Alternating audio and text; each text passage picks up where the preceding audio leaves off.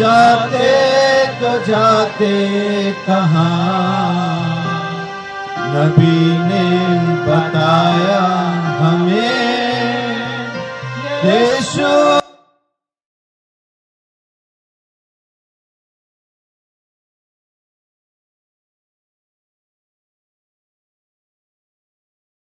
अगर वो यहाँ है तो उसकी आराधना होनी चाहिए। अगर वो यहाँ है तो ऐसे कर्म होने चाहिए। वो अगर यहाँ है तो जो कुछ उसके होने पर होता है वो होना चाहिए। सारा भवन आराधना की आवाज से भर जाना चाहिए।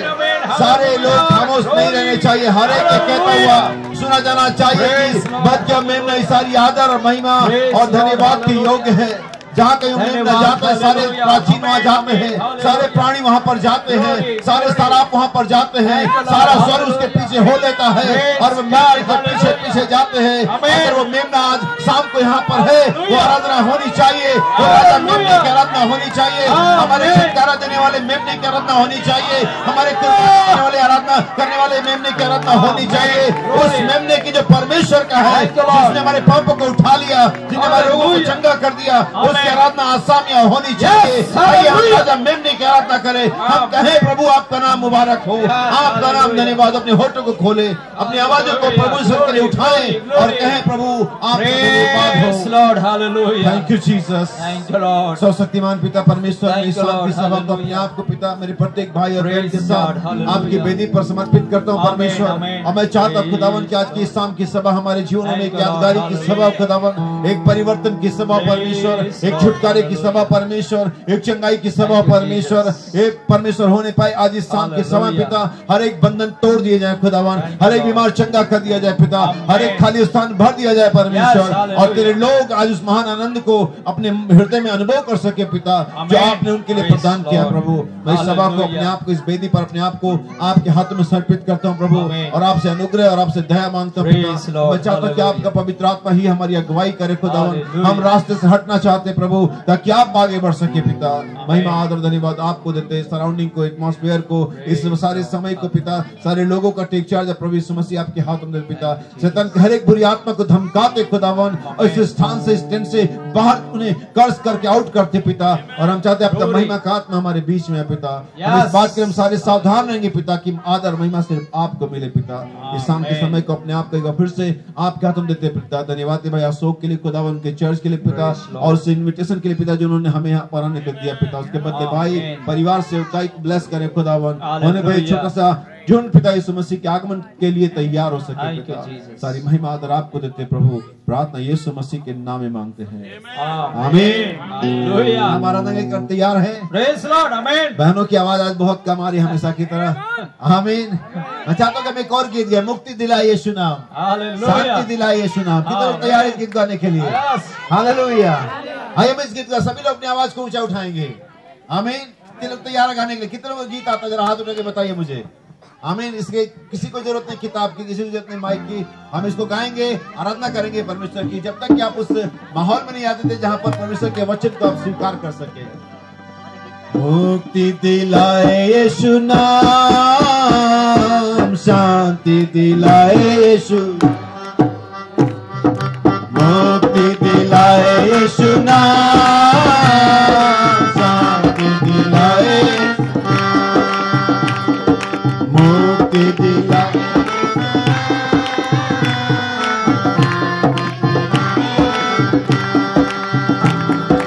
बादलों के साथ यीशु दुलारा जाएगा,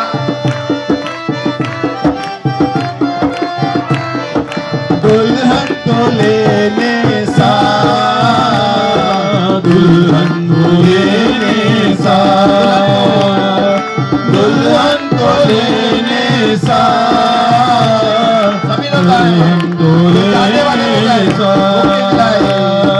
मुक्ति दिलाए यीशु नाम, शांति दिलाए यीशु नाम, मुक्ति दिलाए यीशु नाम, शांति दिलाए क्रूस पर यीशु ने लहू, क्रूस पर अपना खून बहाया, क्रूस पर अपना खून बहाया, सारा चुकाया दाम,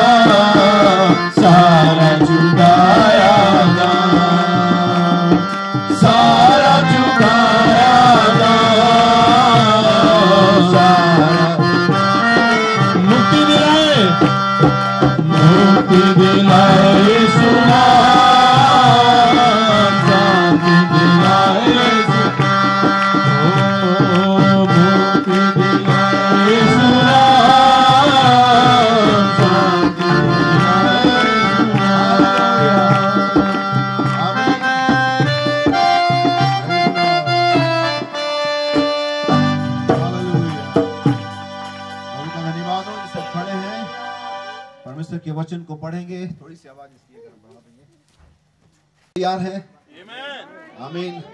पहली सभा है और हमेशा चुनौती पहली का ही रहता है, बाकी फिर तो सब ठीक हो जाता है। हमें लेकिन कोई नहीं, तो दुल्हन ही है जो चुनौतियों को ले सकती है और कोई चैलेंज को ले नहीं सकता। आमीन। जब गोलियत 40 दिन तक लगातार चुनौती दे रहा था उन इजरायलियों को, जो इजरायली थे, जो खतना वाले थे, उनको लगातार 40 दिन से चुनौती दे रहा था वो। और वो सारे यहूदी, सारे खतना वाले, सारे भविष्यवक्ता वाले, सारे मैसेज वाले शांत पड़े हुए थे। और तब कहीं अनजाने से एक व्यक्ति, छोटा सा लड़का निकल करके आता है, इसका नाम दाऊद था। हालेलुया। और उसने चुनौती को ले लिया। और जो चुनौती को ले लेता है, बात है कि लेगा कौन? जो लेगा वो जीतेगा जरूर, ये बात गारंटी है। आमीन। चुनौती को जो लेगा वो जीतेगा जरूर। जिसने भी परमेश्वर के वचन को, चैलेंज को ले लिया, शैतान के सामने खड़ा हुआ, उन्होंने शैतान को हराया है। बाइबल के इतिहास से लेकर के आज के दिन तक वो हर एक व्यक्ति जो खड़ा हुआ वचन के साथ, वो जीता है। अगर आज आप इस शाम को खड़े हैं, आपको कुछ अभी समझ नहीं आ रहा, कुछ दिखाई नहीं दे रहा, कुछ हलचल नहीं हो रही, कोई बात नहीं, ये हलचल को पैदा कर सकती है। बस आप खड़े रहना मेरे साथ। जैसा कि इस कन्वेंशन की थीम जो वर्ष थी वो पढ़ेंगे, प्रकाशित वाक्य 19 अध्याय 7 और 8 वचन। और हम सभी इसको ध्यान से सुनेंगे। इनके पास विश्वास नहीं है वैसे सुने, जिनके पास है वैसे पढ़े और देखिए कि बाइबल यहाँ किस प्रकार से बात करती है। हालेलुया। आओ हम आनंदित और मगन हो। आओ हम आनंदित और मगन हो। बाइबल इस बात के लिए हमें बता रही है।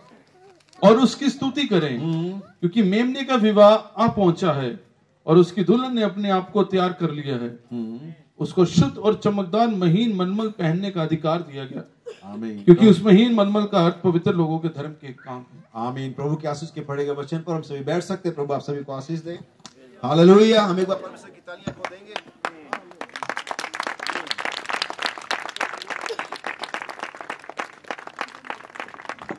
प्रभु के नाम में आप सभी को जय मसीह की। मैं अपने चर्च परिवार की ओर से आप सभी को जय मसीह कहता हूं। और स्पेशली भाई अशोक, भाई बिलचूस और सभी लोगों को थैंक यू कहते, धन्यवाद देते हैं हमें बुलाने के लिए। और मैं सोचता हूं कि अभी ये लोग आ ही रहे हैं, लोग स्थान को ले रहे हैं। और जब तक की सारी चीजें सेटल नहीं हो जाएंगी तब तक हम मुख्य धारा में नहीं जाएंगे। आमीन। हालेलुया।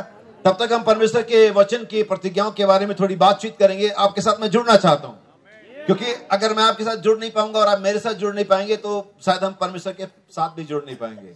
हालेलुया। इसलिए अपने ध्यान को आने जाने वालों की तरफ मत लगाइए, आप अपने ध्यान को ऑलरेडी उस तरफ लगाइए जो आ चुका है। आमीन। मैं अपने बारे में नहीं कह रहा हूं। हालेलुया। मैं यीशु मसीह के बारे में कह रहा हूं। इसने वादा किया, जहां 2 या 3 मेरे नाम से होंगे मैं उनके बीच में होऊंगा। आमीन। इससे पहले कि आप इस मीटिंग में, इस टेंट के अंदर आते, इससे पहले कि प्रचारक इस मंच पर आते, इससे पहले गीतकार यहाँ पर आता, यीशु मसीह यहाँ पर मौजूद था, क्योंकि उसने कहा मैं होऊंगा। उसने ये नहीं कहा कि मैं आऊंगा। उसने कहा जहां 2 या 3 मेरे नाम से जमा होंगे मैं उनके बीच में होऊंगा, क्योंकि वो अपने बच्चों का स्वागत करने के लिए यहाँ पर होना ही चाहिए। जब उड़ाऊ पुत्र वापस आया था तो पिता कहीं काम पर नहीं गया हुआ था। जब उड़ाऊ पुत्र वापस आया था तो पिता कमरे में सो नहीं रहा था। जब उड़ाऊ पुत्र वापस आया था तो पिता किसी और बातचीत में मशगूल नहीं था। लेकिन जब उड़ाऊ पुत्र वापस आया था तो पिता लगातार वहां बैठा हुआ उस रास्ते को देख रहा था, क्यों वापस आएगा। हालेलुया। और हमारा परमेश्वर पिता आज इस शाम को यहाँ पर मौजूद है, हमारे अपने संतानों का स्वागत करने के लिए। वे जानता था कि वे आएंगे, उन सारे समयों को देखा और वो जानता था वो यहाँ होंगे, और इसके लिए कि वे वहां होंगे उसको यहाँ होना जरूरी है। हालेलुया। क्या विश्वास करते यहाँ पर है? आप कहेंगे भाई आलोक, हम हर बार ये कई सालों से हमेशा यही सुनते, क्या विश्वास करते यहाँ पर है? और हम हमेशा विश्वास करते हैं, लेकिन आज शाम हो सकता है कि उस सारी बातों से और आगे चले जाएं। ना सिर्फ विश्वास करते हो बल्कि हम देखें उसके होने के प्रमाण को। हालेलुया। आमीन। एक बात जान लीजिए कि जब परमेश्वर कहीं पर उपस्थित होता है तो कुछ होता है। कल्पना करिएगा अपने पर भूकंप आ जाए और आपको पता ही ना चले, और आप ऐसा नहीं हो सकता। आमीन।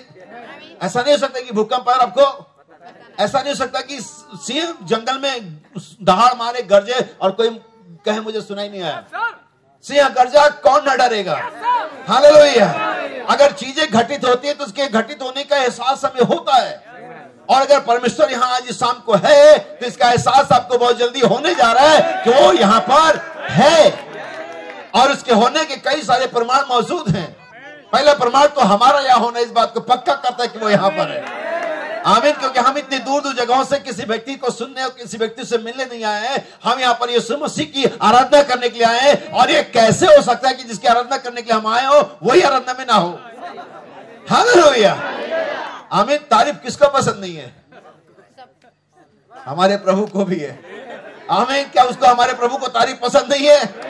आइए हम उसकी तारीफ करें, आइए परमेश्वर की तारीफ करें, आइए परमेश्वर की महिमा करें, क्योंकि वो इसे पसंद करता है। वो अपने ऐसे पुरस्कारों को ढूंढता है, ऐसे आराधकों को ढूंढता है जो उसकी आत्मा सच्चाई से आराधना करते हैं। अगर आप आत्मा से आराधना करते हैं, अगर आप सच्चाई से आराधना करते हैं, तो आत्मा सच्चाई से आराधना करवाने वाला परमेश्वर स्वयं यहाँ पर है, ताकि आपकी आराधना को स्वीकार करे और आपको उसके बदले में आशीष दे मेरे भाई बहन। और जब वो यहाँ पर है तो आपकी चंगाई निश्चित है, जब वो यहाँ पर है आपका छुटकारा निश्चित है, जब यहाँ पर है पवित्र आत्मा का पाना निश्चित है, जब यहाँ पर है मुहर किया जाना निश्चित है, जो कुछ उसके होने से होता है वो निश्चित है। हालेलुया, उसकी उपस्थिति इन चीजों को निश्चित करती है। मेरे गले के लिए प्रार्थना करना, मैं विश्वास करता हूँ कि शैतान पहले से डरा हुआ है। हालेलुया, और वो जानता अगर एक बार ये गला चालू हो गया तो बहुत सारे और गले भी चालू हो जाएंगे। आमीन। मेरे पास एक बहन हमारे चर्च में आई, उसके घुटनों में बहुत दर्द रहता था।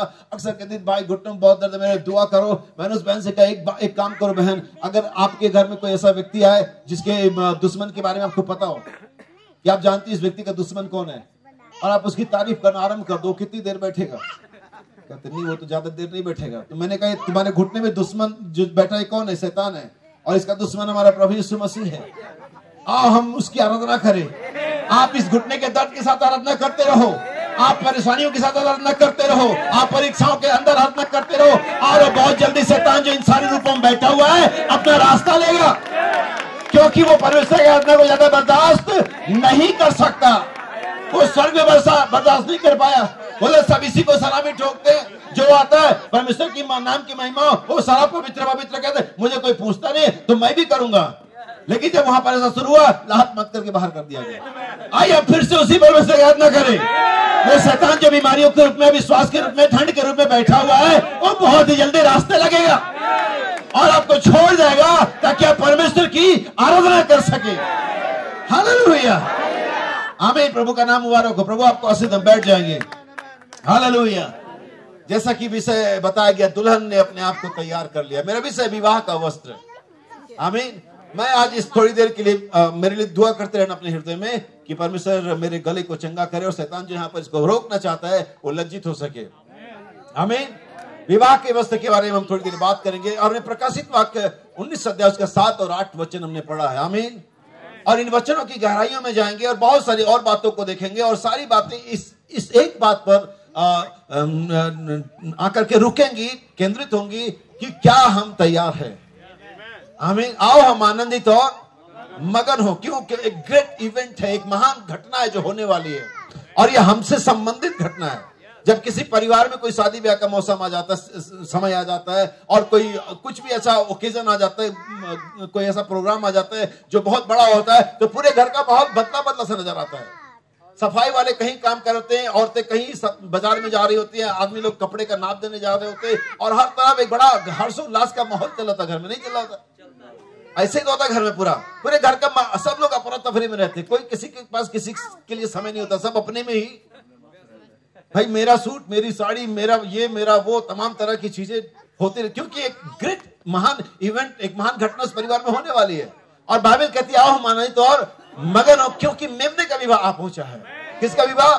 किसी साधारण व्यक्ति का नहीं है, ये किसी पृथ्वी के व्यक्ति का नहीं है, ये एक महान घटना जो इतिहास में कभी घटने वाली है, जो अब आ पहुंची है, जिसके समयों से, सदियों से राह देखी गई थी, जिसके युगों से राह देखी गई थी, जिस समय का इंतजार किया गया था, अब वो समय आ पहुंचा है।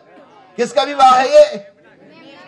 मेमने का विवाह है ये। और मेमना बाइबल के अंदर में, जहां तक हम बाइबल को पढ़ पाते हैं, शुरू से उत्पत्ति से लेकर के जो आदम के और हव्वा के लिए बलिदान किया गया मेमना, जो मिस्र के बाहरी द्वार के लंगों पर इजरायली घरों के सामने जिसके लहू को लगा वो मेमना, और उस मेमने के बारे में जिसके यूहन्ना कहते हैं परमेश्वर का मेमना है। और ये मेमना जो प्रकाशित वाक्य 19 में दिखाया था, ये सारे मेमने एक ही जैसे हैं, इन सबकी एक ही कार्य है, और वो मेमना हमारा प्रभु यीशु मसीह है, और उसका विवाह आ पहुंचा है। और मजे की बात देखो, 2 दिन बाद फिर जन्मदिन मनाएंगे।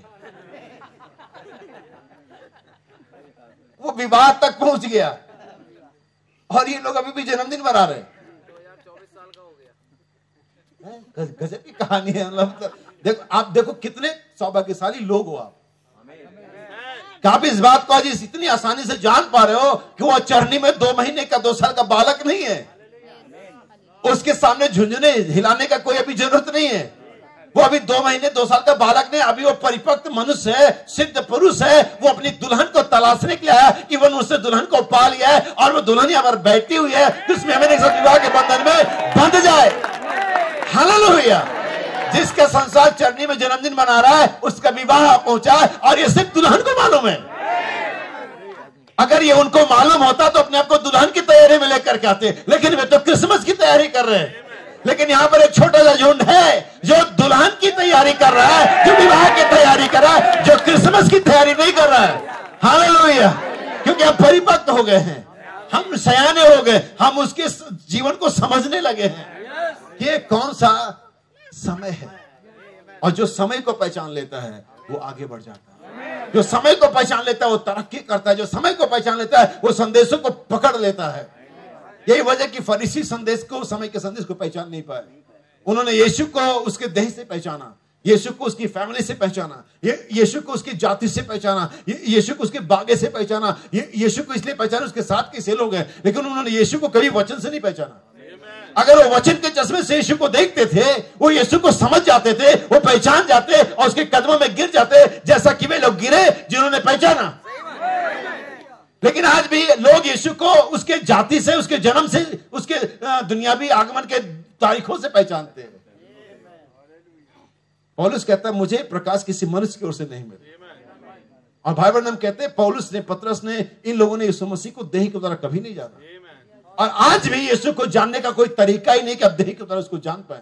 आदि में वचन था, वचन परमेश्वर के साथ था, वचन परमेश्वर था, वचन देता रहे और वही वचन के साथ आज हम डील कर रहे हैं। हमारे बीच में आज वही वचन उपलब्ध है, मौजूद है अपनी सारी सामर्थ के साथ। हम उसी वचन के बारे में बातचीत कर रहे हैं। और अगर मेमने का विवाह है, मनुष्यों का क्या काम इसमें? मूल बात तो यहां पर ही है। अगर ब्याह मेमने का है तो इंसान क्या करेंगे यहां पर? अगर मेमने का विवाह है, अगर वो नर मेमना है तो कोई मादा मेमना यहां होनी चाहिए। अगर वो मेल लैम है तो कोई फीमेल लैम यहां पर होनी चाहिए, जिसके साथ उसकी विवाह हो सके। और यहां पर ध्यान दीजिए, प्रकाशित की पूरी किताब चिन्हों की किताब है। यहाँ मेमना किसी चिन्ह के अंदर है। यहाँ पर अगर वो फीमेल जो लैम है, जो मादा मेमना है, उसका भी एक चिन्ह और विवाह भी एक चिन्ह। विवाह क्या होता है सबसे पहले जान लेना जरूरी है। विवाह का वस्त्र, हम इस सब्जेक्ट के बारे में बात कर रहे हैं। इधर विवाह क्या होता है?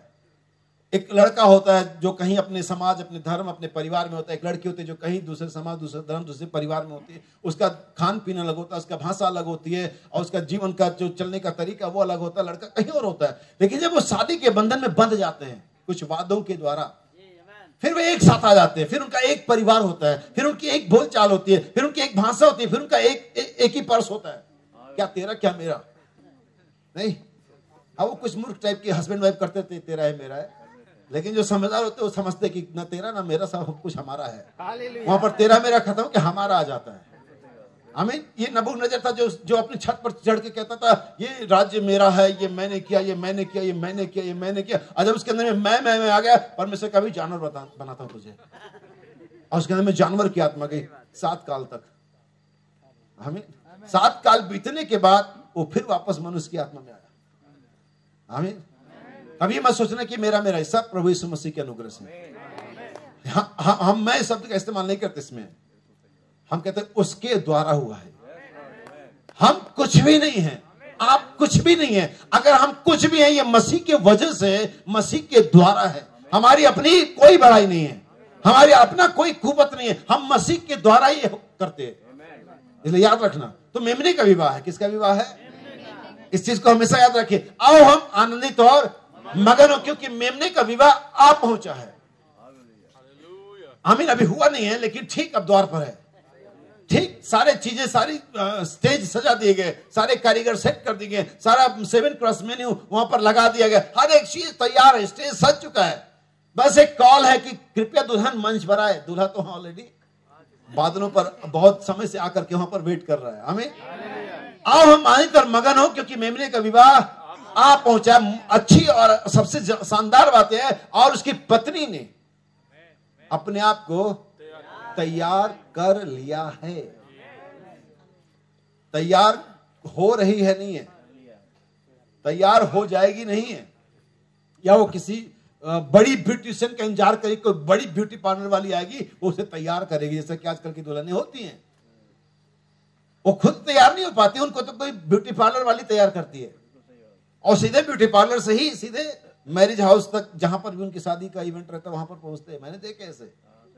वो उनके पास तरीका ही नहीं, समझ नहीं है, साधन ही नहीं कि खुद तैयार हो सके। लेकिन परमेश्वर ने अपनी दुल्हन को तैयार होने के लिए किसी ब्यूटिशियन पर, किसी पास्टर पर, किसी चर्च पर, किसी समाज पर नहीं छोड़ा है। परमेश्वर ने अपनी दुल्हन को तैयार होने के सारे मटेरियल, सारे संसाधन, सारे सौंदर्य प्रसाधन जो होते हैं, सारे कॉस्मेटिक जो होते हैं, जो स्पिरिचुअल वे में बात कर रहा हूं, उसने दुल्हन को दिए हुए हैं। और दुल्हन ने उसे पहचाना है कि अपने आप को कैसे तैयार करना है।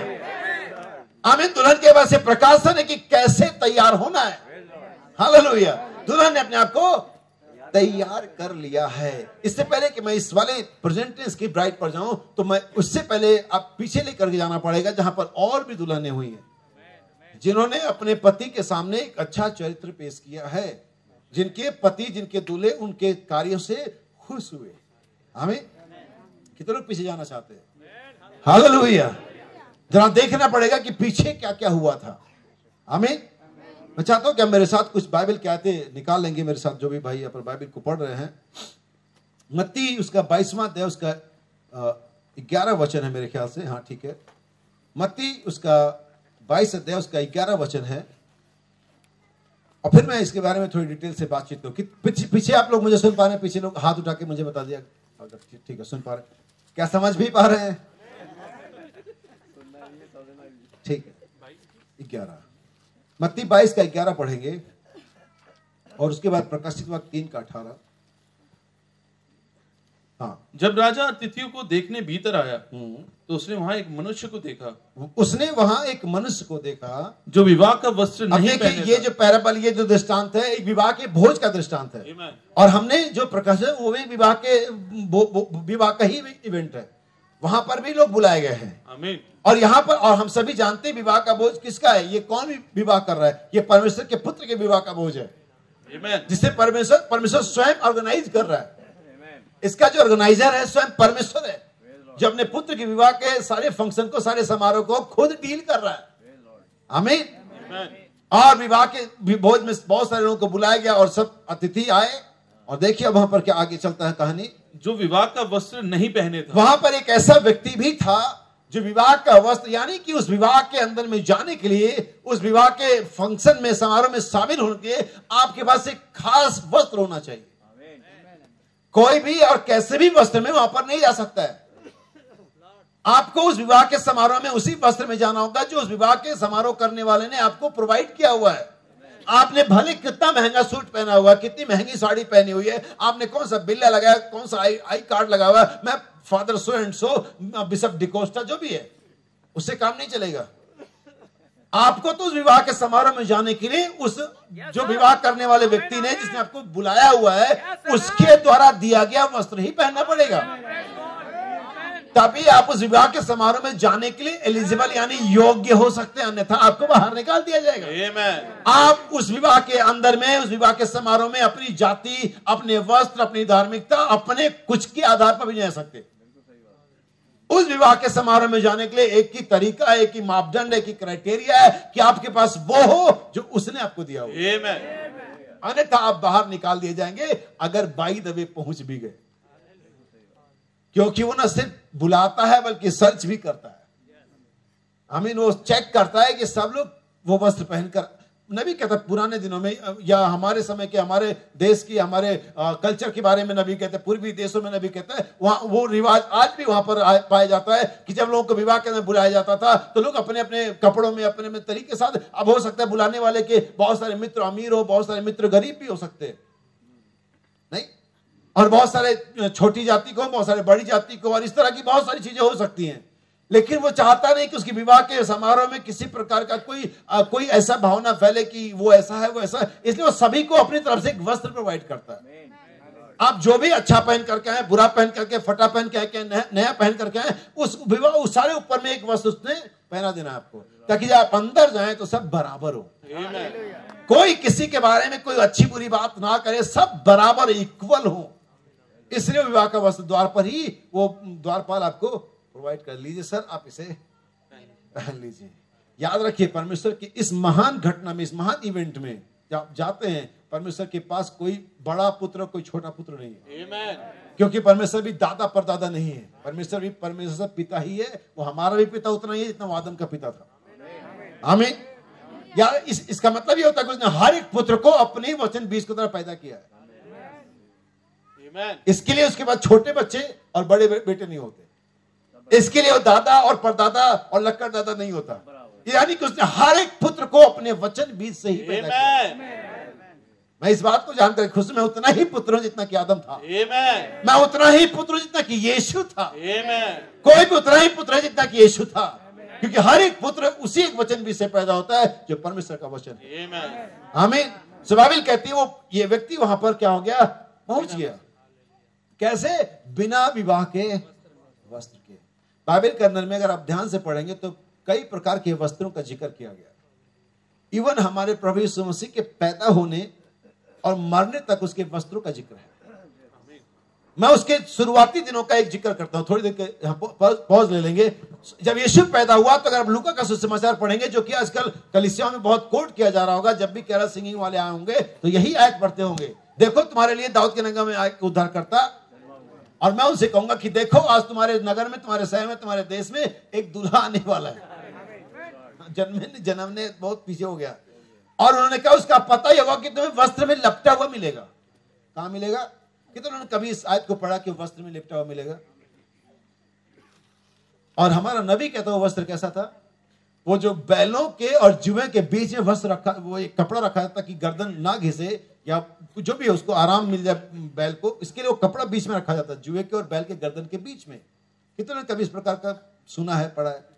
हो सकता है कि संदेश ना पढ़ते हो तो मुझे नहीं मालूम, लेकिन मुझे मालूम भाई लोग पढ़ते हैं, इनको मालूम है कि नबी कहता वो उस प्रकार का कपड़ा था जिसमें यीशु को पहली बार जब वो पैदा हुआ तो लपेटा गया था।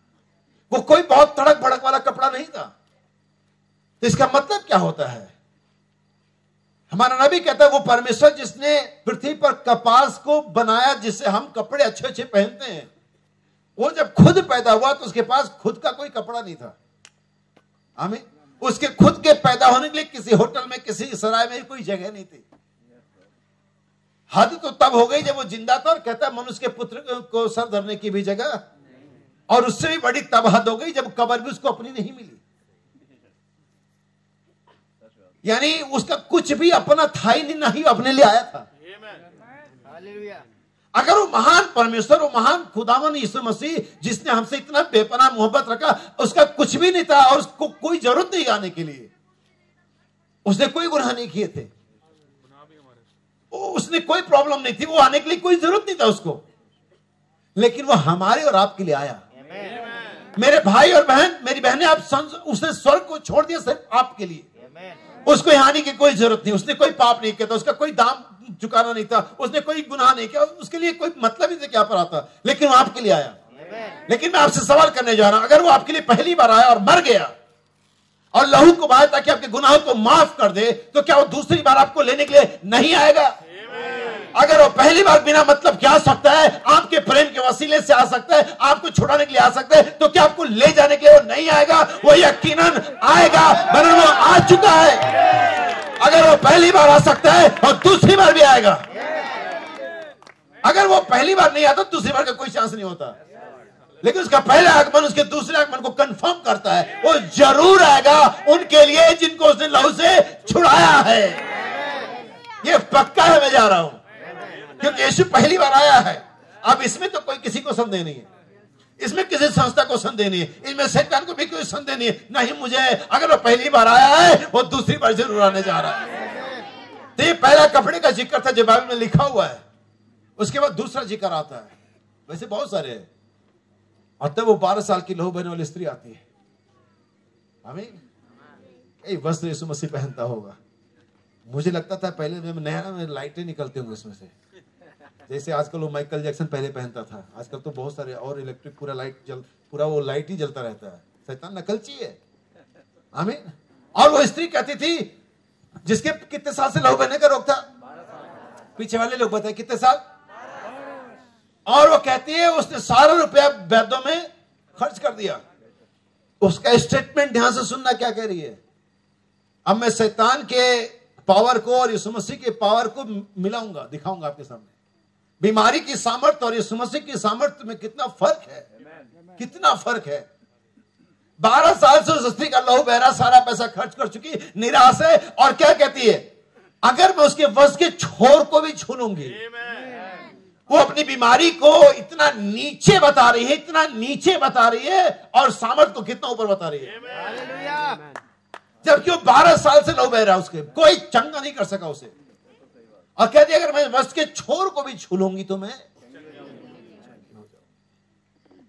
वश का छोर में इतनी सामर्थ्य थी कि 12 साल के उस लहू के रोग को चंगा कर सकता था, अगर वो तो गले लग जाती।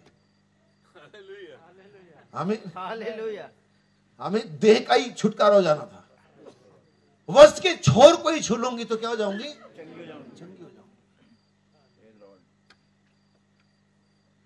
अब आइए तीसरा जिक्र पढ़े, क्योंकि मैं हमेशा इन चीजों को, जैसा नबी कहता हूं, बाइबल के आरंभ में दिखता है, बाइबल के मध्य में दिखता है, और बाइबल के अंत में दिखता है। प्रकाशित यूहन्ना का सुसमाचार 19 अध्याय 23 वचन होना चाहिए। यूहन्ना का सुसमाचार। अब यहां पर कुछ चीजों को और ध्यान दे दीजिएगा, तब आप इस चीज को और जोड़ पाएंगे। 23।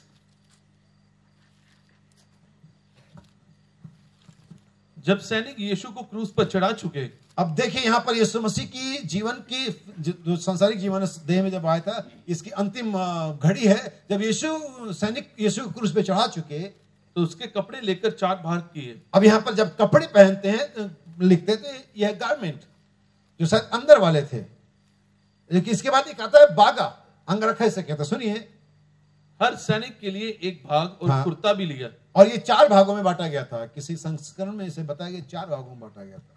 इसमें लिखो। हाँ ठीक है। जब सैनिक यीशु को क्रूस पर चढ़ा चुके, तो उसके कपड़े लेकर 4 भाग किए। कितने भाग किए? 4 भाग किए, और हर सैनिक के लिए एक भाग, हर सैनिक के लिए एक भाग, और कुर्ता भी लिया, और कुर्ता भी लिया। इसे कहते हैं ट्यूनिक, और ये बिना सिलाई वाला होता था, जो एक लबादे की तरह होता था। यही वो था जिसे विवाह के वस्त्र के रूप में अतिथियों को पहनाया जाता था, ताकि तुरंत पहना जाए और तुरंत बाद में उतार दिया जाए। बस ये पहन के अंदर जाना था, और वापसी में भी वही शायद वो खड़े खड़े ले लेता, ये सर दे दीजिए वापस अगले विवाह में। बस ये सिर्फ एक चिन्ह होता था, और कुर्ता भी लिया, परंतु कुर्ता बिना सियोन ऊपर से नीचे तक बुना हुआ था। इसलिए उन्होंने आपस में कहा, इसलिए आपस में कहा, हम इसको ना फाड़े, हम इसको ना फाड़े, परंतु इस पर चिट्ठी डाल ले, इस पर चिट्ठी डालें ये किसका होगा। इंग्लिश में लिखा एक कोट था। आमीन। और ऐसा ही एक कोट था जिसे याकूब ने अपने प्रिय पुत्र यूसुफ को दिया, क्योंकि वो उससे अधिक प्रीति रखता था। हालेलुया। क्योंकि वो सबसे छोटा था। आमीन। आमीन। और हम भी सोचते हैं हम सबसे आखिरी काल में हैं, सबसे अंतिम युग में, और हम सबसे छोटे हैं। आमीन। और परमेश्वर जो हमसे सबसे अधिक प्रीति रखता है, उसने हमें भी एक वस्त्र दिया है, एक कोट दिया, एक लबादा दिया जो 7 रंगों का है। और उसने हमारे सारे कामों के ऊपर इसे पहना दिया। लो इसे पहन लो। याद रखिए, जब आदम और हवा ने अपना आखिरी कदम की बाटका के बाहर निकाला था, इससे पहले कि बाहर चले जाते, परमेश्वर के थोड़ी देर रुको, और उनको एक लहू लुहान मेमने को उसने मारा, और उस लहू कोट उस चमड़ी में से निकल रहा था, उनको पहना दिया। अभी कहता यही वो असली मेमना था। आमीन। जब परमेश्वर जगत के आने वाले समय में सारे जगत के पापों के प्रायश्चित के बदले में अपने पुत्र यीशु मसीह को देने वाला था। और ये कोई लिटरल क्लॉथ या शाब्दिक कपड़ा नहीं था, ये कोई वास्तविक मेमना नहीं था, ये परमेश्वर का जीवन था। ये 7 सद्गुण थे जो परमेश्वर ने मनुष्य को पहनाए, उन्हें जिनके पाप माफ किए। ये सभी को नहीं पहनाए गए, ये वस्त्र सभी को नहीं पहनाए गए, ये वस्त्र सिर्फ उनको जिनके पाप माफ किए गए। सो बाइबल क्या कहती है, उन्होंने उसको नहीं फाड़ा, उस पर चिट्ठी डाली। क्यों डाली? सुनिए। ये इसलिए हुआ कि पवित्र शास्त्र में जो कहा गया है वह पूरा हो। उन्होंने मेरे कपड़े आपस में बांट लिए और मेरे वस्त्र पर चिट्ठी डाली। मेरे वस्त्र पर चिट्ठी डाली। और ये जब चिट्ठी डाली गई तो जब चिट्ठी भी कभी भी डाले तो एक की निकलती है, सबकी नहीं होती। हमें यानी यीशु मसीह का ये वाला जो बागा है, ये जो कोट है, ये जो वस्त्र है, जो उसकी पहचान कराता है, जिसके द्वारा वो 12 साल की लोगों में स्त्री चंगी हो गई थी, ये किसी एक को मिलेगा, सबको नहीं मिलेगा। थोड़ा तुम ले लो, थोड़ा तुम ले लो, थोड़ा तुम ले लो, थोड़ा तुम ले लो, ये किसी एक को मिलेगा। अब ये किसी एक को कौन मिलेगा, ये मैं फिर बता देता हूं। दाऊद कहता है, मेरी चिट्ठी, मेरी डोरी मनभावने स्थान में उसकी चिट्ठी वास्तव में उसके नाम पर निकली है। और ये चिट्ठी जो यीशु मसीह का वास्तविक आत्मिक वस्त्र है, जो 7 कलर कोट है, जो रेनबो वाला वस्त्र है, वो किसके नाम पर निकली? इस कलीसिया काल के नाम पर निकली, इस दुल्हन के नाम पर निकली, अंतिम युग में पाई जाने वाली और दुल्हन के नाम पर निकली, जो अब यहां पर है। पौलुस के पास भी एक रंग था, उसके बाद आने वाले पास शायद 2 रहे होंगे। हमें 7वें के पास 7वां होगा, लेकिन उसके बाद जो आता है उसके पास सारे 7 रंग, सारा पूरा का पूरा वस्त्र। मैं आपके साथ थोड़ा और आगे बढ़ना चाहूंगा। कितने लोग आगे बढ़ना चाह रहे हैं? यहां सुनिएगा। और ये प्रकाशित वक्त 3:18 है। आपको 3 वस्त्रों के बारे में बताता हूं मुख्य रूप से। लेपालकपन का वस्त्र है, जो रूपांतरण के पहाड़ पर यीशु मसीह को मिला था। जैसा लिखा, उसके वस्त्र उज्जवल हो गए थे। नबी कहते हो किसका वस्त्र है? अडॉप्शन रॉब कहता है नबी। लेपालकपन का पहरावा या वस्त्र था। विवाह के वस्त्र के बारे में हमने यहां पर पढ़ा है हमें। और हमने प्रकाशित 19:8 में धर्म के काम के बारे में, मलमल के वस्त्र के बारे में पढ़ा, जो उनके धर्म के काम है। ध्यान सुनिएगा, यहां पर क्या लिखा हुआ है। इसलिए मैं तुझे सम्मति देता हूं, इसलिए मैं तुझे सम्मति देता हूं कि आग में ताया हुआ सोना मुझसे मोल ले ले। अब देखिए, कुछ चीजें आपको खरीदनी है, जैसे कि शादी भी हमें की जाती है। हमें आप उन्हीं कपड़ों को पहन के नहीं चलते थे जो पहले से पहने हुए थे। शादी है भाई, कोई मामूली बात थोड़ी ना, खुद की। हाँ, ये तो खुद की, और खुद की भी है।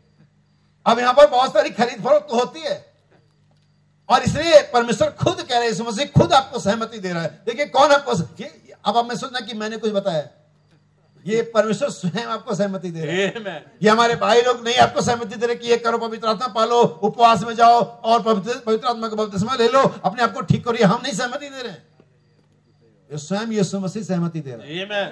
ये सम्मति कौन दे रहा है?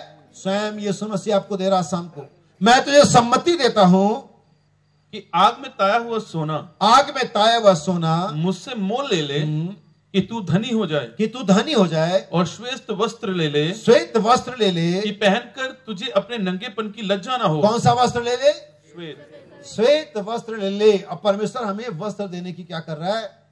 सम्मति दे रहा है। वस्त्रों के बारे में बातचीत है आज, क्योंकि बाइबल कहती है उसने अपने आप को तैयार कर लिया है और उसे एक वस्त्र दिया गया है। हमें परमेश्वर ने आज इस अंतिम युग में हमें अपने राज्य में ले जाने के लिए जो भी चीजें चाहिए, जितनी भी चीजें हमें चाहिए कि हम जा सके, उसने बहुतायत से में क्या किया है? प्रोवाइड किया। मैं चाहूंगा दूसरा पत्रस पहला अध्याय 3 और 4 वचन है। ये दूसरा पत्रस पहला अध्याय 3 और 4 वचन होना चाहिए। इसे ध्यान सुनिएगा। अगर आप लोग बाइबल नहीं पढ़ते हैं तो फिर इस संदेशों के सीक्वेंस को इसकी निरंतरता से चूक जाएंगे। पहला अध्याय 3-4 वचन। क्योंकि उसकी ईश्वरीय सामर्थ्य ने सब ध्यान सुनिएगा, मैंने बता दिया, परमेश्वर किसी ऐसी चीज की डिमांड आपसे नहीं कर सकता जो आप नहीं कर सकते। कितने लोगों ने कभी हाई स्कूल का एग्जाम दिया? मैं तो नहीं दिया, इसलिए मैं अच्छा भाई तो टीचर है, प्रिंसिपल है, क्या है? हमसे ज्यादा पढ़े। हाँ, मुझसे ज्यादा है। तो कभी ऐसा हो सकता है कि आप हाई स्कूल का एग्जाम देने गए और आपके पास जो क्वेश्चन सीट आया हो, प्रश्न पत्र वो इंटर का आ गया हो? आया कभी किसी के पास? भाई बहादुर भी स्कूल में रहे, कॉलेज में, स्कूल में नहीं हुआ ना?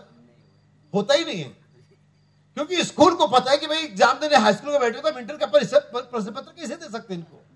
अब परमेश्वर कहता सिद्ध बनो, संस्था वाले कहते कैसे बन जाए। हाँ, उनको नहीं मालूम उसने दिया हुआ सिद्ध बनने का मटेरियल दिया हुआ है। परमेश्वर कहता है पवित्र बनो। अरे कोई यीशु मसीह जैसा नहीं हो सकता। परमेश्वर कहता है तुम्हारा स्वभाव यीशु मसीह जैसा होना चाहिए। अब बाइबल में लिखा हुआ है, लेकिन उनको मालूम ही नहीं है। वो उनको मालूम ही नहीं कि बाइबल में लिखा हुआ परमेश्वर कोई भी बात आपसे ऐसी नहीं डिमांड करेगा जो आप कर ही नहीं सकते। परमेश्वर तो वही डिमांड करेगा जो करने के लिए उसने आपको साधन दिए हुए। अगर किसी ने आपको कोई साधन दिए हुए उतने की रिकवरी मांगेगा। जब यीशु मसीह ने 10 तोड़े वाले से कहा 20 तोड़े का हिसाब मत ला, लेकिन 10 का तो दे मुझे, क्योंकि 10 मैंने तुझे दिया। सिद्ध होने का उपाय है हमारे पास, पवित्र होने का उपाय है हमारे पास, रफ्ते में जाने का उपाय है हमारे पास, सिद्ध मनुष्य के टीलों में बनने का उपाय है हमारे पास। बाइबल में हमें इसे दिया गया है और कमती से नहीं दिया गया, शॉर्टे में बहुतायत से दिया गया, रिचनेस से दिया गया, चम्मच से नहीं दिया गया, बेलचे से दिया गया। हालेलुया। वो तो चम्मच वाले फूड खा रहे हैं अभी, वो सेरेलेक खा रहे हैं अभी, इधर तो हड्डियों के साथ लिपटा हुआ बना हुआ है। बाइबल क्या कहती है? जीवन और सुनिए फिर से, क्योंकि उसकी ईश्वरीय सामर्थ्य ने, उसकी ईश्वरीय सामर्थ्य ने सब कुछ, कितना, सब कुछ, कितना बहनों भाइयों, कितना, सब कुछ। आप परमेश्वर से कोई कंप्लेन जाके नहीं कर सकते मैं इसलिए रैप्चर में नहीं आ पाया। कोई परमेश्वर से इसलिए कंप्लेन नहीं कर सकता कि मुझे पवित्र आत्मा नहीं मिला। परमेश्वर कहेगा तुझे नहीं मिला, तेरी प्रॉब्लम है, मैंने रिलीज किया था। लोग कहेंगे मैं माफ नहीं हुआ, ये तेरी प्रॉब्लम है, मैंने लहू बहाया था। लोग कहेंगे मैं चंगा नहीं, ये तेरी प्रॉब्लम, मैंने कोड़े खाए थे। हालेलुया। अगर ये आपको नहीं मिला, ये आपकी समस्या है, ये आपकी नादानी है, ये आपकी नासमझी है। परमेश्वर इसे बहुतायत से दिया हुआ है। हालेलुया। परमेश्वर ऐसी कोई चीज की डिमांड नहीं करेगा जो आप नहीं कर सकते।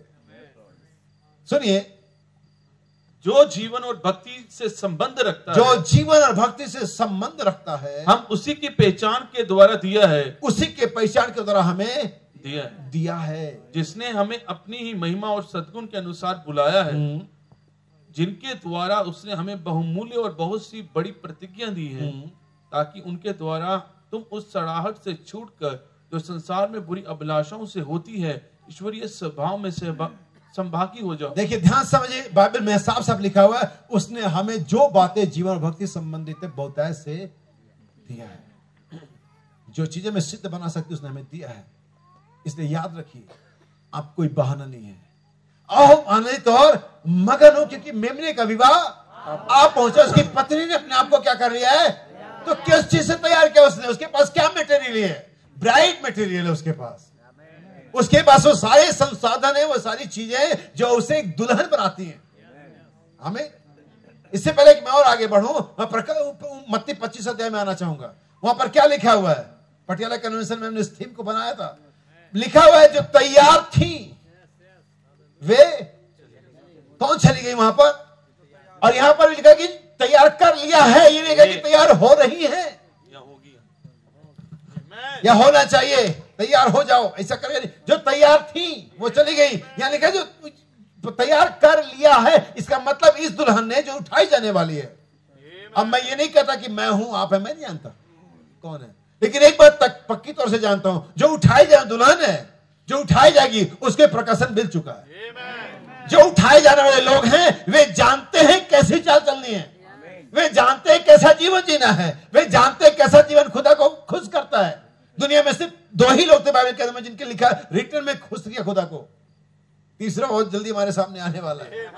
आमीन। हनोक ने परमेश्वर को खुश किया, यीशु ने परमेश्वर को खुश किया। हनोक उठा लिया गया, यीशु उठा लिया गया। हालेलुया।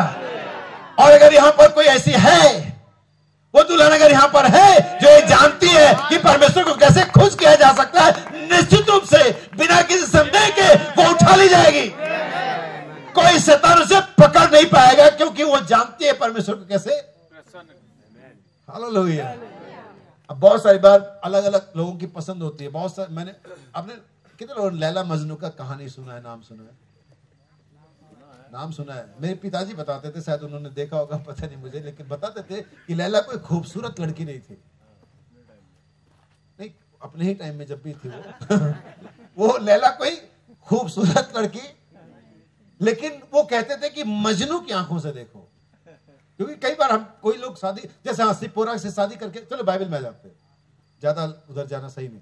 सिपोरा को जानते, मूसा की वाइफ, सिप्पोरा, मालूम है उसकी बहन ने, मूसा की बहन ने क्या बोला मूसा को जब वो शादी कर ली उसको?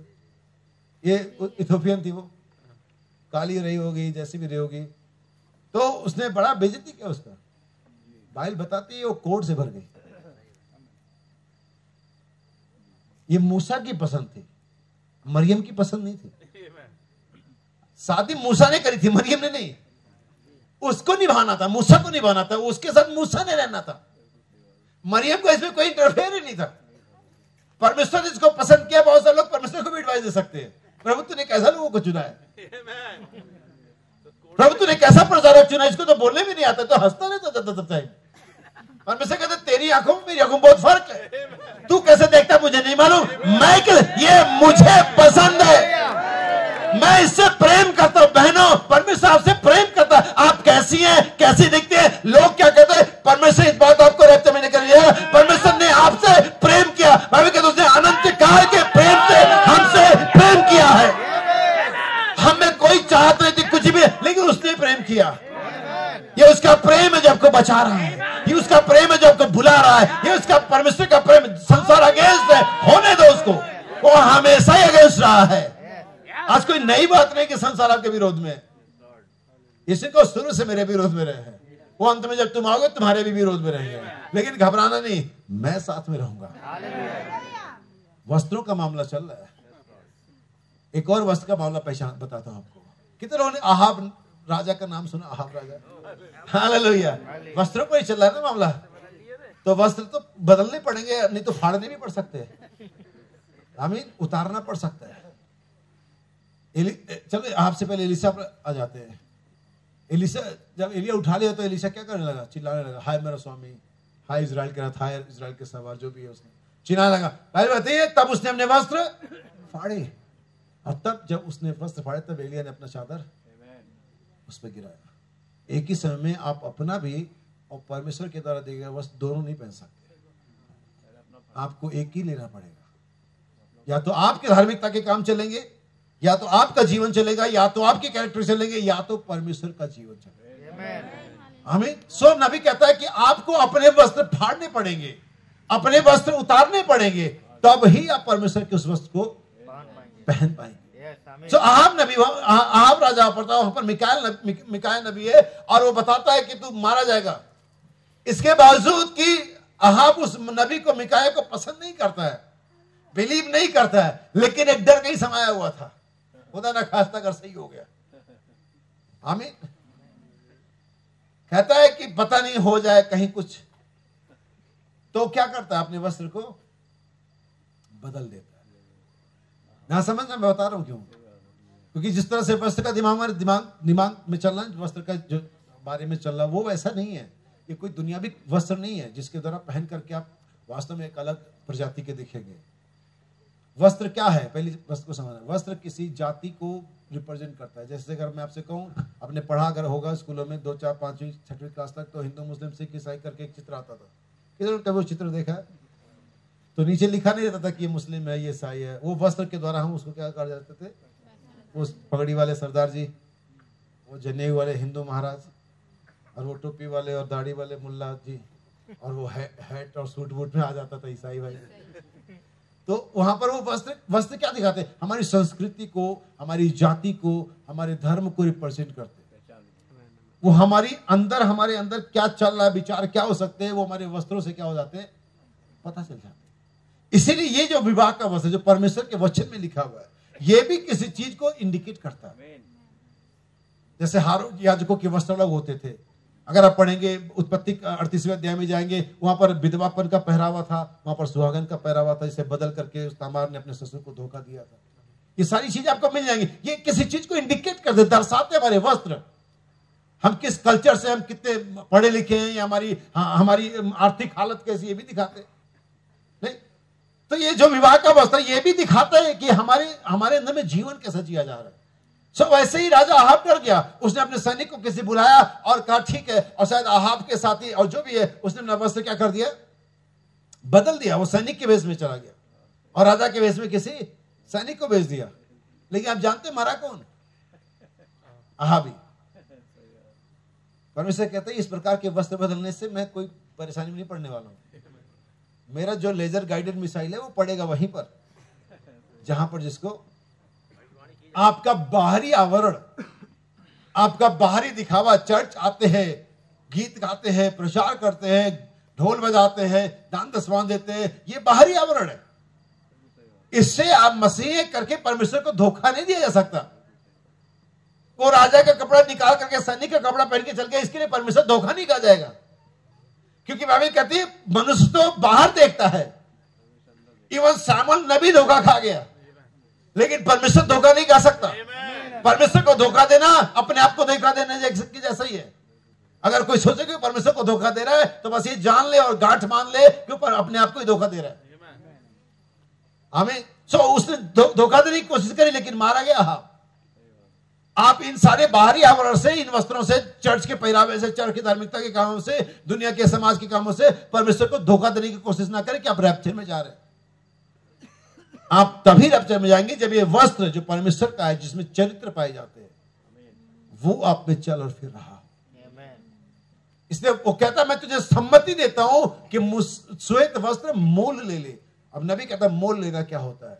दाम चुकाना। मसीह जीवन के लिए कई बार हमें दाम चुकाने पड़ते हैं। हो सकता है वो दाम अपने दोस्त को खोने के रूप में चुकाने पड़े हो सकता है वो दाम हमें हमारा धर्म, हमारा समाज छोड़ने के रूप में चुकाना पड़ता हो सकता है वो दाम इज्जत बेइज्जत होने के रूप में चुकाना पड़ता हो सकता है वो दाम नौकरी छोड़ने के बारे में चुकाना पड़ता वो दाम को। लेकिन अगर आप उस वक्त को चाहते, ये दाम चुकाना पड़ता है आपको। ये आसानी से नहीं मिलता है। इवन दुनिया के महंगे महंगे काम जब कपड़े जब खरीदते तब भी हम लोन लेते हैं, हम उधार लेते हैं, EMI भरते, तभी तो लेते हैं। तो ये वाले वस्त्र को आसानी से कैसे पा जाएंगे आप? इसके लिए आपको कुछ मशक्कत करनी पड़ेगी, कुछ दाम चुकाना पड़ेगा। मुझसे मोल ले ले। आमीन। बाइबल में लिखा हुआ है, कुरिन्थियों की पत्री में पौलुस कहता है, और हम उतारना नहीं वरन और पहनना चाहते। क्या पहनना चाहते? आइए उत्पत्ति में चले। आमीन। उत्पत्ति के दिन बाइबल बताती है परमेश्वर ने आदम हवा को बनाया। बाइबल कहती दोनों नंगे थे पर लजाते, यानी कि वहां पर किसी वस्त्र की कोई जरूरत नहीं थी। कोई वस्त्र वहां पर इंट्रोड्यूस नहीं किया गया था, किसी वस्त्र की जरूरत नहीं थी। बल्कि नबी कहता है, इसे हमें नबी को जानना जरूरी होता है, क्योंकि नबी उन आयतों के बीच में जाता है और हमारे लिए एक सही चित्र लेकर के आता है कि मामला एक्चुअली में था क्या वहां पर। और कहता है वो वस्त्र उनकी आंखों पर था, वो धार्मिकता पवित्रता का वस्त्र था। हमें लेकिन वास्तव में जब उन्होंने उस ज्ञान के वृक्ष के साथ लेन देन किया, खाया, और उन्होंने अपने आप को एक तरह से समझदार होने के लिए बेच दिया शैतान के हाथों में। और तब बाइबल बताती कि उन्हें एहसास हुआ कि वे नंगे हैं। ये जो एहसास है यही मुख्य चीज है। इससे पहले कि आपका रैप्चर हो, एक एहसास आएगा, एक रियलाइजेशन आएगा। उड़ाऊ पुत्र को क्या मिला था? कोई मैसेज मिला था, किसी ने SMS किया था, कोई यूट्यूब पर रील देख करके कन्वर्ट हो गया था, वापस बापू के पास जाऊंगा। एहसास, उसे एहसास हुआ कि मेरे पिता के घर में कितना खाना है। उसे एहसास हुआ कि मैं कहां पर हूं। भाई कहते तब उन्हें एहसास हुआ कि वे नंगे हैं। और जब उनको यह एहसास हुआ कि वे नंगे हैं, तो बाइबल बताती है कि वे परमेश्वर की निगाहों से, जब समय हुआ परमेश्वर के आने का, वो छुप गए। अब यहां पर एक और चीज बताता हूं आपको। अगर आप भाई और बहन कोई भी हो, अगर आप नहा रहे हो, अपने कपड़े ना पहने हो, आपका किसी का फोन आ जाए, तो आप क्या करेंगे? दरवाजा बंद कर लेंगे। फोन ही तो आया है। मेरी बात शायद समझ नहीं पा रहे आप लोग, कितने सुन पा रहे हैं? आप नहा रहे हो, अपने कपड़े ना पहनो, किसी का फोन आ जाए, तो आप क्या करेंगे? फोन अटेंड करेंगे? नहीं करेंगे? कुछ दिक्कत होगी आपको, कोई परेशानी होगी, कोई झेप लगेगी, कोई शर्म आएगी? नहीं, ये फोन ही तो आया है। वीडियो कॉल की बात नहीं कर रहा हूं मैं सिर्फ कॉल की बात कर रहा हूं, क्योंकि मैं सुना बहुत सारे लोग इतना ज्यादा सोच लेंगे कि वीडियो कॉल आई हुई। नहीं, मैं वीडियो कॉल की, परमेश्वर की आवाज ही तो आई थी वहां पर, उनको छुपने की क्या जरूरत थी? परमेश्वर शरीर तो है नहीं, परमेश्वर तो आत्मा है। आवाज ही तो आई थी, रोज सुना, बात ही तो होती थी। अब इसके क्या मैं ये कह सकता हूं कि वो वास्तव में परमेश्वर को देख सकते थे? परमेश्वर उन्हें देख सकता था? यकीनन, तभी तो छूट गए। हालेलुया। परमेश्वर उन्हें देख सकता था। अगर परमेश्वर उन्हें देख सकता था तो परमेश्वर हमें भी देख सकता है। बाइबल कहती है अंजीर के पत्तों को उन्होंने आपस में चारों तरफ लपेट लिया और वो कई झाड़ियों में छिप गए। परमेश्वर ने कहा आदम तू कहां है? आदम कहता मैं नंगा था। कौन रिस्पॉन्स कर रहा है? आदम। हवा कुछ नहीं बोल रही है। टाइम पर औरतें कुछ नहीं बोलती, समय ना हो तो फिर देखो कितना बोलती है। हमें जब समय होता तब आदमी ही संभालता मोर्चा। यही है सही हकीकत। हमें आदम तू का आदम कहता है परमेश्वर मैं तेरा सब सुनकर के बारे में छुप गया था, क्योंकि मैं परमेश्वर का पहला आश्चर्यजनक व्यक्त करने वाला शब्द ऐसा है, किसने तुझे जताया? तुझे ये रेवलेशन किसने दे दिया कि तू नंगा है? और वास्तव में वहां पर वो नंगापन शारीरिक नंगापन नहीं था, क्योंकि वास्तव में तो पत्ते बांधे थे ना उसने। लेकिन एज पुत्र होने के बावजूद वो जानता था कि पत्ते मुझे परमेश्वर से छिपाते नहीं है। एक पुत्र ही ये जानता है कि संसार की काम, संसार की धार्मिकता और तमाम बातें हमें परमेश्वर से छिपाती नहीं है। हम सब परमेश्वर के सामने नंगे, जब तक कि परमेश्वर ही हमें धार्मिकता का वस्त्र ना पहना। पुत्र होने के नाते आदम जानता था कि अंजीर के पत्ते मुझे छिपा नहीं सकते। अगर उसे छिपा सकते होते तो सामने खड़ा होता, हाँ बता प्रभु क्या गलती हो गई। लेकिन नहीं, कहता मैं नंगा था और मैं तेरा शब्द सुनकर के बारी में डर गया। जो लोग पाप में जीते उन्हें वचन परेशान करता है। जो लोग पाप में जीते वचन के प्रचार से डरते हैं, प्रचार को पसंद नहीं करते। लेकिन जो लोग परमेश्वर के सन्मुख ईमानदारी का जीवन जीते हैं, वे परमेश्वर के वचन का आनंद मनाते हैं। वे परमेश्वर के वचन पे आमीन बोलते हैं। वे परमेश्वर के वचन की आराधना करते हैं। वे जानते हैं ये मेरा परमेश्वर बोला है, मेरा पिता बोल रहा है। हालेलुया। सिंह गर्जा कौन नहीं डरेगा? जब सिंह गरजता है उसके छोटे छोटे बच्चे जानते हैं पापा ने कहीं दबोच लिया है, अब बहुत ही जल्दी पार्टी होने वाली है। हालेलुया। जब सिंह गरजता है तो बच्चे जानते शेर के पापा ने कोई शिकार तो पकड़ लिया। लेकिन गीदड़ चुप हो जाता है, बड़ी बड़े जो हाथी हो चुप हो जाते हैं, गुबरैले भी चुप हो जाते हैं। आमीन। उनको शेर से कोई खतरा नहीं है, फिर भी चुप हो जाते हैं क्योंकि राजा है वो। आमीन। मैं थोड़ा सा एक और वचन आपके लिए पढ़ूंगा। रूत की किताब है ये, 3 अध्याय 9 वचन है।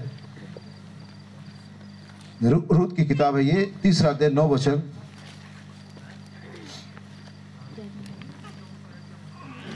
हालेलुया। क्या हम हैं यहाँ पर? रूत 3 उसका 9 वचन।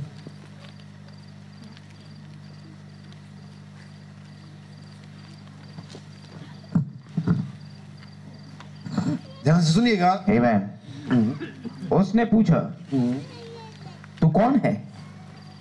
तब बोली, थोड़ा सा पीछे अगर मैं चाहूंगा 7वें वचन से पढ़ लीजिए। आमीन।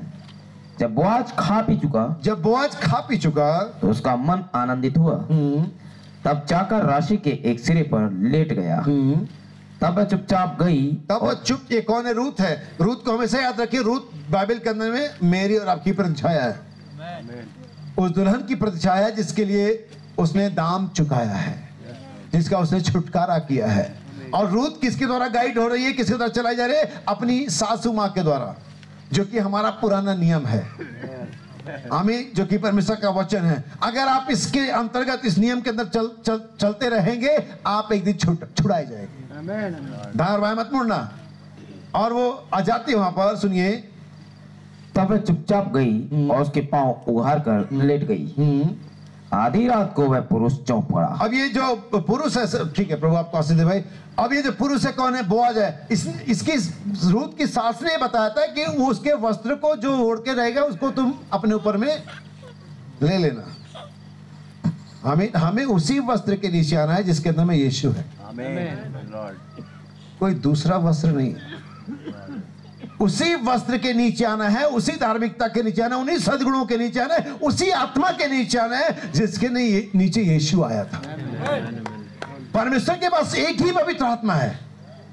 ध्यान दीजिएगा, परमेश्वर के पास एक ही पवित्र आत्मा है। बाइबल रोमियो की पत्री 8 अध्याय में कहती है, और जिसने यीशु मसीह को मरे में से जिलाया, वही आत्मा, वही जीवन, वही वस्त्र, वही सामर्थ्य, वही मटेरियल। नबी कहता सेम मटेरियल है। क्या मैं कोट पढ़ूं एक? ठीक है, मेरे पास समय कि मैं आपके लिए पढ़ूं। आमीन। क्या आप सुनना चाहते हैं? हालेलुया। भाई इसका हिंदी भी करते जाएंगे साथ में। ध्यान सुनिएगा, बस मैं 15 या 10 मिनट आपका लूंगा। Last few months name, message का नाम ईश्वरीय नाम, 62 ईयर, 1962 का, 136 paragraph. This has to be first, इससे पहले होना है। And when you have faith, जब आपके पास विश्वास होता है, virtue, knowledge, temperance, patient, godliness and brotherly love, जब सद्गुण, ज्ञान, संयम, धीरज, भक्ति, भाईचारे की प्रीति, then Holy Ghost comes down, तब पवित्र आत्मा नीचे आता है and seals you as a unit, और वो आपको एक यूनिट की तरह मोहर बंद करता है। The same as he seals the church ages as a unit, वैसे ही जैसे वो 7 युगों को ढांपता है, वैसे ही वो आपको व्यक्तिगत तौर पे ढांपता है। The way he makes his bride is the way he makes his individual, जैसे वो अपनी दुल्हन बनाता है, वैसे ही वह व्यक्तिगत एक व्यक्ति बना रहा है। Made out of same material, उसी सामान के साथ, like he was made of Adam, उसी मटेरियल के साथ, उसी आत्मा के साथ, उसी सारे वस्त्रों के साथ जिसके द्वारा यीशु को बनाया था। अब वो आदम के और हवा के सृष्टि का भी वर्णन करता है, सुनिए। Like Eve was made out of Adam, जैसे आदम में से हवा बनाई गई थी, same material, a rib from the side, एक पसली ली गई उसके साइड से। Here is a thing that you have to have first, ये वो बातें हैं जो आपके पास पहले होनी चाहिए। You can't imitate them, आप उसका बनावटी नहीं कर सकते। They have got to be the God sent, उन्हें परमेश्वर के द्वारा भेजे हुए होना चाहिए। एंड गॉड बॉर्न, परमेश्वर के द्वारा जन्म दिया होना चाहिए। इमिटेशन ओनली कॉजेस कंफ्यूजन, और नकल करना सिर्फ मतभेद ही लेके आए, पैदा करेगी। एक और है लास्ट, ध्यान सुनिएगा इस चीज को।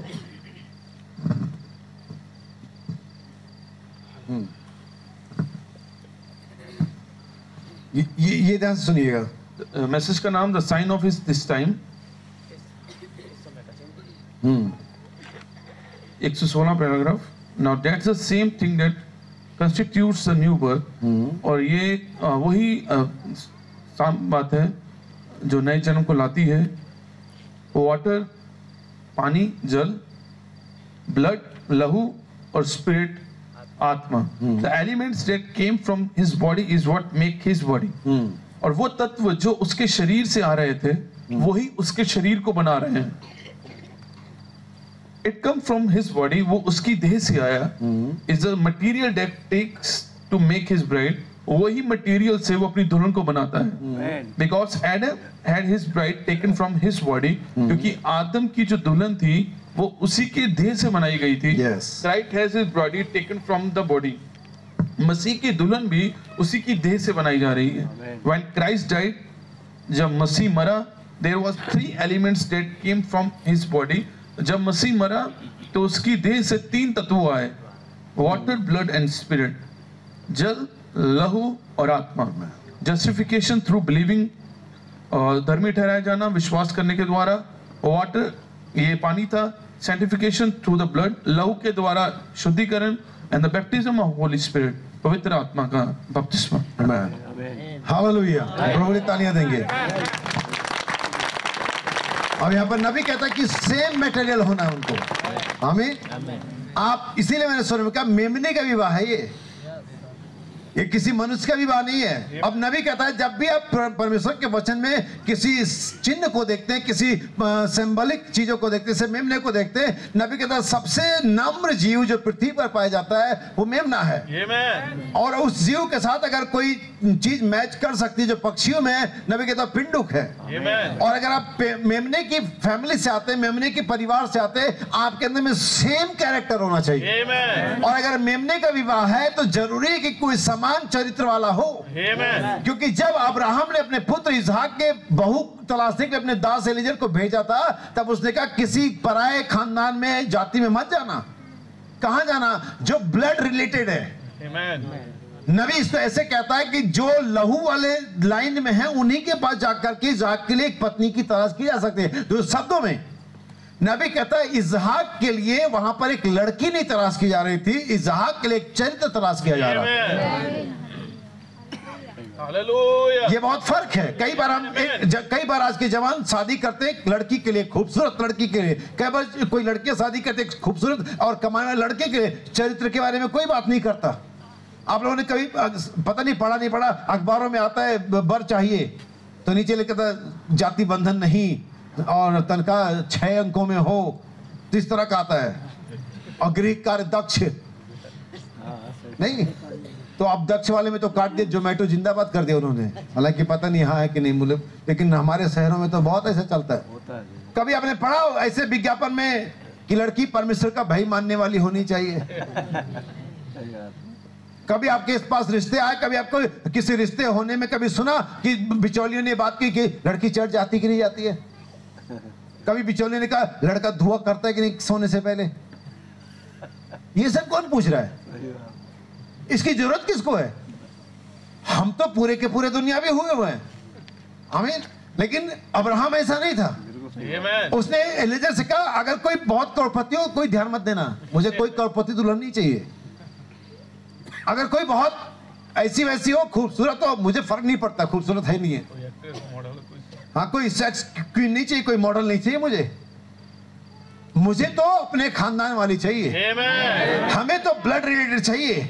सो नबी कहता है एलीजेर एक लड़की के तलाश नहीं कर रहा था, एलीजेर एक कैरेक्टर की तलाश कर रहा था। और आज पवित्र आत्मा यीशु मसीह की दुल्हन होने के लिए किसी कलीसिया का इंतजार नहीं कर रहा है, किसी कलीसिया की तलाश नहीं कर रहा है, एक चरित्र की तलाश कर रहा है, एक उसी जीवन की तलाश कर रहा है जो मसीह में से बाहर निकला है। और जब वही जीवन उससे मिल जाता है, ये कैसे पता चलेगा?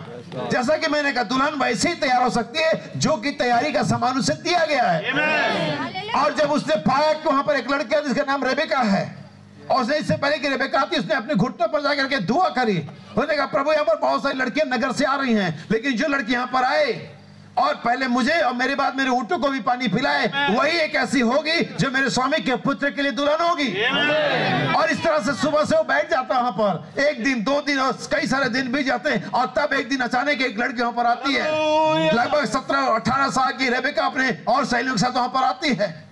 नबी कहता है याद रखिए कि जिस दूत ने उस एलीजेर से उस कुएं पर बात करी थी, वही दूत ने जाकर के रेबेका के हृदय में बात करी।